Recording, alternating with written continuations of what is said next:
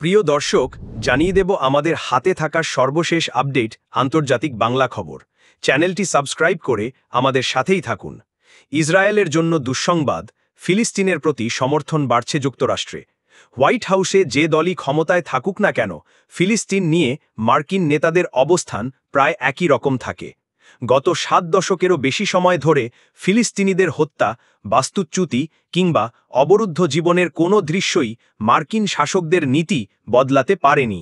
তবে নেতাদের অবস্থান অপরিবর্তিত থাকলেও মার্কিন সাধারণ মানুষের মনোভাবের মধ্যে বড় পরিবর্তন লক্ষ্য করা যাচ্ছে। বুধবার 20 আগস্ট বার্তা সংস্থা রয়টার্স জানায়, যুক্তরাষ্ট্রের 58% বাসিন্দা মনে করেন জাতিসংঘের সব দেশের উচিত ফিলিস্তিনকে স্বাধীন রাষ্ট্র হিসাবে স্বীকৃতি দেওয়া। রয়টার্স ও ইপসোসের যৌথ পরিচালিত ওই জরিপে দেখা যায় 33% উত্তরদাতা এই প্রস্তাবের বিরোধিতা করেছেন এবং 9% কোনো মন্তব্য করতে চাননি। 6 দিন ব্যাপী অনলাইন জরিপে অংশ নেন 4446 জন মার্কিনী। তাদের মধ্যে ডেমোক্র্যাট সমর্থকদের 78% এবং ডোনাল্ড ট্রাম্পের রিপাবলিকান পার্টির 41% ফিলিস্তিনের প্রতি সহানুভূতি প্রকাশ করেন। রয়টার্সের প্রতিবেদনে আরও বলা হয়, ইসরায়েলের ঘনিষ্ঠ মিত্র হিসাবে যুক্তরাষ্ট্র প্রতি বছর বিলিয়ন ডলারের সামরিক সহায়তা ও কূটনৈতিক সহযোগিতা দিয়ে থাকে। তবে সাধারণ মার্কিনদের দৃষ্টিভঙ্গির এই পরিবর্তন ইহুদি রাষ্ট্রটির জন্য অস্বস্তির কারণ হতে পারে। আমেরিকা ফার্স্ট স্লোগান দিয়ে ভোটারদের আস্থা অর্জন করেছিলেন ডোনাল্ড ট্রাম্প। বহু মার্কিনী বিশ্বাস করেন আন্তর্জাতিক সহায়তার অর্থ বিদেশে ব্যয় না হয়ে যুক্তরাষ্ট্রের জনগণের উন্নয়নে ব্যয় হওয়া উচিত। রয়টার্স ইপসোসের জরিপে দেখা যায় 65% মার্কিনী চান যুক্তরাষ্ট্র গাজার ক্ষুধার্ত মানুষের পাশে দাঁড়াক। একই সঙ্গে 59% মনে করেন ইসরায়েল গাজায় অতিরিক্ত সামরিক অভিযান চালাচ্ছে। গাজার পরিস্থিতি বোঝাতে মার্কিন কংগ্রেসে প্রথম রিপাবলিকান সদস্য হিসাবে গণহত্যা শব্দটি ব্যবহার করেন উগ্র ডানপন্থী ও ট্রাম্পের ঘনিষ্ঠ মার্গেরি টেইলর গ্রিন। টাইম ম্যাগাজিনের 31 জুলাই প্রকাশিত এক প্রতিবেদনে এ তথ্য জানানো হয়। তিনি একা নন, আরও অনেক রিপাবলিকান নেতাও প্রকাশ্যে ইসরায়েলের সমালোচনা করছেন। ক্রমবর্ধমান সমালোচনার মুখে ট্রাম্পও গাজায় খাদ্যাভাবের বিষয়টি স্বীকার করতে বাধ্য হন। প্রতিবেদনে বলা হয়, ডেমোক্র্যাটদের পাশাপাশি আন্তর্জাতিক চাপ এবং রিপাবলিকান দলের অভ্যন্তরীণ বিরোধিতার কারণে ইসরায়েল প্রশ্নে মার্কিন রাজনীতিতে নতুন সুর তৈরি হচ্ছে। অনেক রিপাবলিকানও গাজার খাদ্যাভাব দূর করতে যুক্তরাষ্ট্র ও ইসরায়েলের প্রতি দ্রুত ব্যবস্থা নেওয়ার আহ্বান জানাচ্ছেন। বিশেষজ্ঞদের মতে, মার্কিন জনমনে ফিলিস্তিন প্রীতির এই উত্থান যদি পররাষ্ট্রনীতিতে প্রতিফলিত হয়, তবে তা ইসরায়েলের জন্য দুঃসংবাদ হয়ে দাঁড়াতে পারে, কারণ বিশ্বে অন্য যে কোনো দেশের চেয়ে যুক্তরাষ্ট্র থেকেই ইসরায়েল সবচেয়ে বেশি সামরিক সহায়তা পেয়ে থাকে। এদিকে এক ভারতীয়র কারণে যুক্তরাষ্ট্রে বন্ধ ট্রাক চালকদের ভিসা। ফ্লোরিডায় ভয়াবহ সড়ক দুর্ঘটনার জেরে বাণিজ্যিক ট্রাক চালকদের জন্য কর্মী ভিসা তাৎক্ষণিকভাবে স্থগিত করেছে যুক্তরাষ্ট্র। গতকাল বৃহস্পতিবার পররাষ্ট্রমন্ত্রী মার্কো রুবিও সামাজিক যোগাযোগ মাধ্যম এক্সে এ সিদ্ধান্ত ঘোষণা করেন। রুবিও লিখেছেন, আমেরিকার সড়কে বিদেশি চালকদের ক্রমবর্ধমান সংখ্যা আমেরিকানদের জীবনকে ঝুঁকির মধ্যে ফেলছে এবং স্থানীয় ট্রাক চালকদের জীবিকা ক্ষতিগ্রস্ত করছে। ফ্লোরিডার এক মহাসড়কে বেআইনিভাবে ইউটার্ন নিয়ে 3 জনকে হত্যার অভিযোগে অভিযুক্ত হন ভারতের নাগরিক হারজিন্দার সিং। তিনি অবৈধভাবে মেক্সিকো হয়ে যুক্তরাষ্ট্রে প্রবেশ করেছিলেন বলে অভিযোগ রয়েছে। দুর্ঘটনার পর একটি ইংরেজি পরীক্ষাতেও অকৃতকার্য হন তিনি। ঘটনার পর রিপাবলিকান নেতারা বিষয়টি রাজনৈতিকভাবে তোলেন। ফ্লোরিডার লেফটেন্যান্ট গভর্নর ব্যক্তিগতভাবে অভিবাসন এজেন্টদের সঙ্গে কথা বলে হারজিন্দার সিংকে প্রত্যর্পণ নিশ্চিত করতে ক্যালিফোর্নিয়ায় ছুটে যান। সিং অবৈধভাবে বাণিজ্যিক লাইসেন্স পেয়েছিলেন এবং তিনি ক্যালিফোর্নিয়ায় বসবাস করতেন। উল্লেখ্য, ক্যালিফোর্নিয়া ডেমোক্র্যাটিক পার্টির নিয়ন্ত্রণে এবং ট্রাম্পের অভিবাসন বিরোধী নীতির বিপক্ষে অবস্থান নিয়েছে। ডোনাল্ড ট্রাম্প প্রশাসন ক্যালিফোর্নিয়ার গভর্নর গ্যাভিন নিউজমকে দায়ী করে জানায়, প্রশাসন জেনে শুনে হারজিন্দারকে লাইসেন্স দিয়েছে। তবে নিউজমের কার্যালয় জানায়, ট্রাম্প প্রশাসনের অধীনেই তাকে অনুমতি দেওয়া হয়েছিল এবং প্রত্যর্পণে ক্যালিফোর্নিয়া সহযোগিতা করেছে। গত জুনে পরিবহন মন্ত্রী শন ডাফি নতুন নির্দেশিকা জারি করে বলেন, ট্রাক চালকদের ইংরেজি ভাষায় কথা বলতে হবে। এর আগে 2016 সালে প্রেসিডেন্ট বারাক ওবামা ইংরেজি ভাষার দক্ষতা শিথিল করেছিলেন, যা ডাফি বাতিল করেছেন। ফেডারেল পরিসংখ্যান বলছে 2000 থেকে 2021 সালের মধ্যে যুক্তরাষ্ট্রে বিদেশি বংশোদ্ভূত ট্রাক চালকের সংখ্যা দ্বিগুণ হয়ে দাঁড়ায় 7,20,000-এ।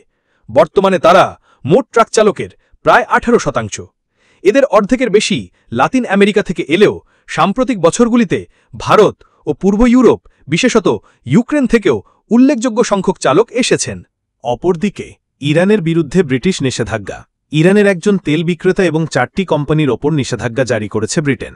বৃহস্পতিবার 21 অগস্ট এই ঘোষণা আসে। খবর রয়টার্সের। খবরে বলা হয়েছে, নিষেধাজ্ঞাপ্রাপ্তরা এমন একটি নেটওয়ার্কের অংশ যারা তেহরানের বিদেশের কার্যকলাপকে সমর্থন করে। ইউক্রেন এবং ইসরায়েলে অস্থিতিশীলতা সৃষ্টিতেও কাজ করে তারা। নিষেধাজ্ঞার মধ্যে রয়েছে মোহাম্মদ হোসেন শামখানির সম্পদ জব্দ এবং ভ্রমণ নিষেধাজ্ঞা। তার এবং নিষেধাজ্ঞাপ্রাপ্ত কোম্পানির জাহাজ, পেট্রোকেমিক্যাল এবং আর্থিক খাতের কোম্পানিগুলোর সম্পদ জব্দ। ব্রিটিশ পররাষ্ট্র দপ্তর বিষয়টি নিশ্চিত করেছে।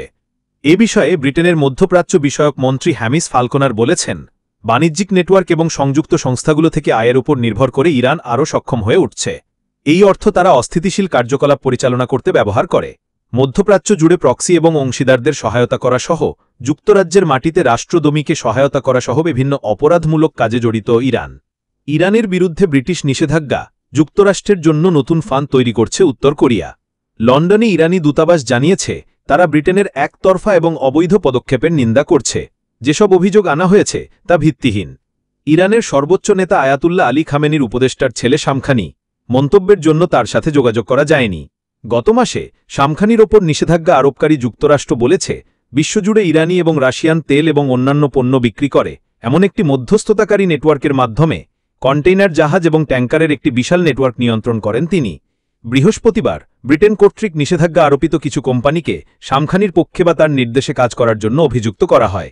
জুলাই মাসেই ইউরোপীয় ইউনিয়নও শামখানির উপর নিষেধাজ্ঞা আরোপ করেছিল। সবশেষ জানিয়ে দেব, গ্রহণযোগ্য শর্তে গাজা যুদ্ধ শেষ করতে আলোচনা শুরুর নির্দেশ নেতানিয়াহু। ইসরায়েলের প্রধানমন্ত্রী বেনিয়ামিন নেতানিয়াহু বলেছেন, অবশিষ্ট সব জিম্মিকে মুক্ত ও তেল আবিবের কাছে গ্রহণযোগ্য শর্তে গাজা যুদ্ধ শেষ করতে তিনি আলোচনা শুরুর নির্দেশ দিয়েছেন। গতকাল বৃহস্পতিবার রাতে ইসরায়েলি সেনাদের উদ্দেশ্যে দেওয়া বক্তব্যে নেতানিয়াহু একথা বলেন। এই সময় তিনি আরও বলেন, তার মন্ত্রিসভা গাজা সিটিতে ব্যাপক হামলার পরিকল্পনা অনুমোদন করেছে, যদিও দেশ বিদেশে এ নিয়ে ব্যাপক সমালোচনা ও বিরোধিতা চলছে। এদিকে গত সোমবার কাতার ও মিশরের মধ্যস্থতায় তৈরি করা একটি যুদ্ধবিরতি প্রস্তাব মেনে নিয়েছে ফিলিস্তিনি স্বাধীনতাকামী সংগঠন হামাস। প্রস্তাব অনুযায়ী এ যুদ্ধবিরতি 60 দিনের জন্য কার্যকর হবে। কাতার জানিয়েছে, যুদ্ধবিরতির আওতায় গাজায় থাকা অর্ধেক সংখ্যক জিম্মিকে মুক্তি দেওয়া হবে। এই প্রস্তাব নিয়ে প্রথমবারের মতো মুখ খুলেছেন নেতানিয়াহু। বলেছেন, যুদ্ধবিরতির এমন প্রস্তাব তিনি মানবেন না। ইসরায়েলি গণমাধ্যমের খবর অনুযায়ী জিম্মি মুক্তি ও যুদ্ধবিরতি নিয়ে আলোচনার নতুন স্থান নির্ধারণ হলে সেখানে আলোচক দল পাঠাবে তেল আবিব। গাজার স্বাস্থ্য মন্ত্রণালয়ের হিসাব অনুযায়ী ইসরায়েলি আগ্রাসনে গাজায় এ পর্যন্ত অন্তত ৬২,১৯২ জন ফিলিস্তিনি নিহত হয়েছেন। জাতিসংঘ সহ আন্তর্জাতিক সংস্থাগুলো হতাহত মানুষের সংখ্যার তথ্যের জন্য এই মন্ত্রণালয়ের তথ্যকে সবচেয়ে নির্ভরযোগ্য হিসেবে মানছে।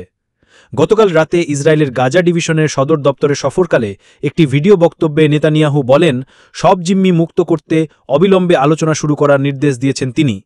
নেতানিয়াহু বলেন, গাজা সিটি নিয়ন্ত্রণ নিতে ও হামাসকে পরাজিত করতে ইসরায়েলি প্রতিরক্ষা বাহিনীর পরিকল্পনা অনুমোদন করার জন্য আমি এখানে এসেছি। হামাসকে পরাজিত করা ও সব জিম্মিকে মুক্ত করা, এই দুই বিষয় একসাথে চলবে। বেনিয়ামিন নেতানিয়াহু, ইসরায়েলি প্রধানমন্ত্রী।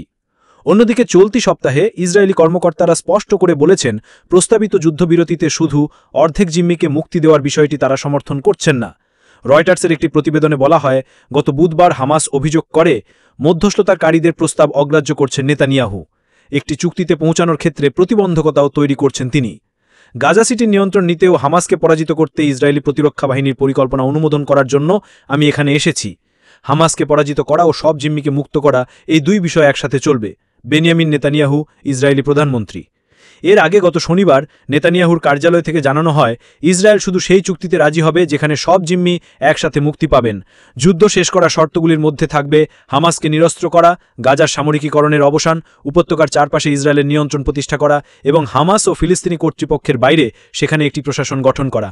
2023 সালের 7ই অক্টোবর ইসরায়েলে হামাসের হামলায় প্রায় 1200 মানুষ নিহত হন এবং 251 জনকে জিম্মি করা হয়। এর জবাবে সেদিন থেকে গাজায় তাণ্ডব শুরু করেছে ইসরায়েল।